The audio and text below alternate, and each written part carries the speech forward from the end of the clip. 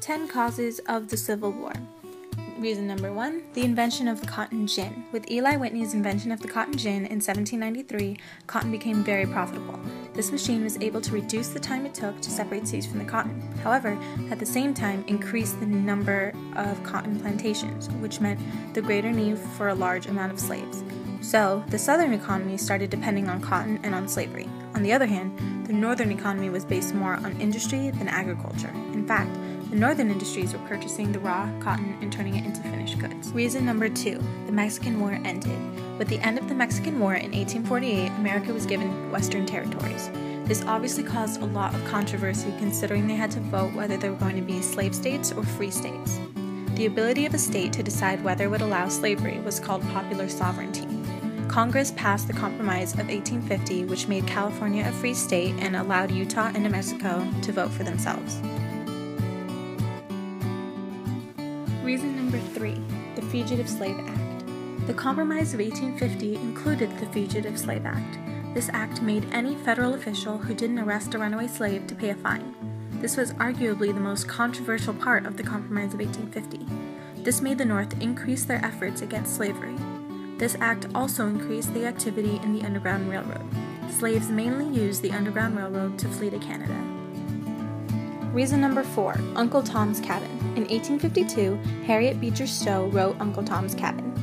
Harriet was an abolitionist who wrote the book to show another side to slavery, the bad side. The book had a huge impact on the way that Northerners viewed slavery. It helped further the cause of abolition and was one of the main outbreaks of the Civil War. It was even recognized by Abraham Lincoln. Reason number 5, Bleeding Kansas. In 1854, the Kansas-Nebraska Act was passed. It allowed the territories to decide for themselves whether to be free states or slave states by using popular sovereignty. Kansas pro-slavery and anti-slave forces made the state so violent that it was nicknamed Bleeding Kansas. Reason number 6, the Dred Scott decision. In 1847, Dred Scott went to court saying that he should be free considering that he had been held as a slave while living in Illinois. Illinois was a free state. It wasn't until 1857 that he lost his case. He lost it because he was a slave in Missouri. Missouri was a slave state, and he was still his owner's property when they moved to Illinois. This riled up abolitionists and made them increase their efforts against slavery.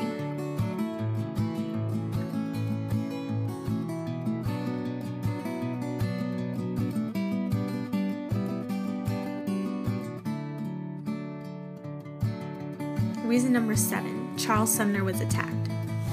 On May 21, 1856, Lawrence, Kansas was ransacked by border ruffians. Border ruffians were pro-slavery activists from Missouri. They crossed the border into Kansas territory to force the acceptance of slavery there. A day later, Charles Sumner made a speech on how they should attack the pro-slavery forces. Pro-slavery Congressman Preston Brooks attacked Sumner with his cane after the speech. Reason number 8, the Lecompton Constitution rejected. When the Kansas-Nebraska Act passed, Kansas was able to use popular sovereignty to vote whether it was a free or slave state. Many constitutions were advanced by the territory to make this decision. In 1857, the Lecompton Constitution was created to allow Kansas to be a slave state.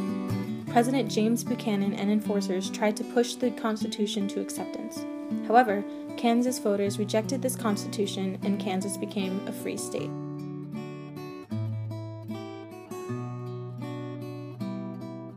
Reason number 9, John Brown. John Brown was involved in anti-slavery violence in Kansas. On October 16, 1859, he led a group to raid an arsenal in Harper's Ferry, Virginia. An arsenal is a collection of weapons and military equipment. John Brown murdered innocent people and only got away with it because he was an abolitionist. He was against slavery. Eventually, Brown and his men were captured or killed by troops.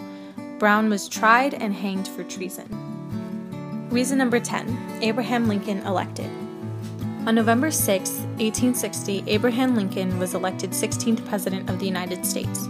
South Carolina, Alabama, Florida, Georgia, Louisiana, Mississippi, and Texas all seceded from the Union due to his election.